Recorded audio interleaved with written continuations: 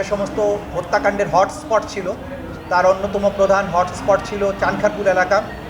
5ই August তারিখে হাসিনা পালিয়ে যাওয়ার সময়ও এই চানখারপুল এলাকায় পুলিশ নির্বিচারে গুলি চালিয়ে এই দেশের আন্দোলনকারী তরতাজা তরুণ 6 জন মানুষকে তার সেদিন খুন করেছিল, অনেককে আহত করেছিল।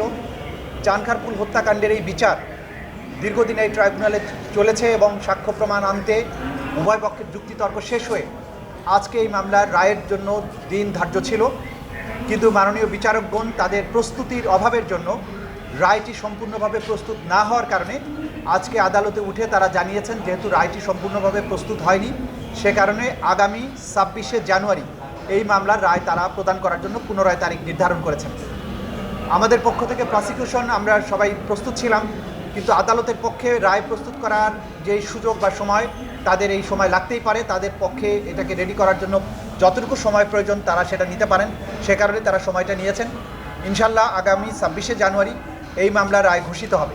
কিন্তু আমরা প্রসিকিউশনের পক্ষ থেকে আপনাদের মাধ্যমে দেশবাসীর কাছে যে বার্তাটা দিতে চাই সেটা হচ্ছে, জুলাই আগস্টে যেভাবে বাংলাদেশে মানবতা বিরোধী অপরাধ সংগঠন করা হয়েছে, যারা ক্ষমতায় টিকে থাকার জন্য দানবের ভূমিকায় অবতীর্ণ হয়েছিলেন, যারা নির্বিচারে এই দেশের নিরস্ত্র নিরীহ তরুণ যুবক এবং শিশুদেরকে হত্যা করেছে, এই হত্যাকাণ্ড করে যে পার পাওয়া যাবে না সেই বার্তাটি আমরা আপনাদের মাধ্যমে জাতির কাছে দিতে চাই।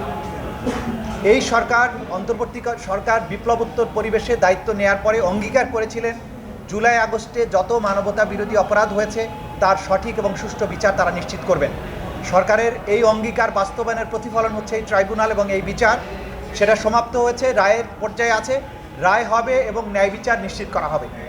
সুতরাং ভবিষ্যতে ক্ষমতায় টিকে থাকার জন্য রাষ্ট্রের যন্ত্রকে ব্যবহার করে সিভিলিয়ানদের উপরে, নাগরিকদের বুকে গুলি চালানোর দুঃসাহস ভবিষ্যতে কোনো শাসক বা স্বৈর শাসক কখনো যাতে না দেখায়, এই বিচারগুলো হবে তার দৃষ্টান্ত।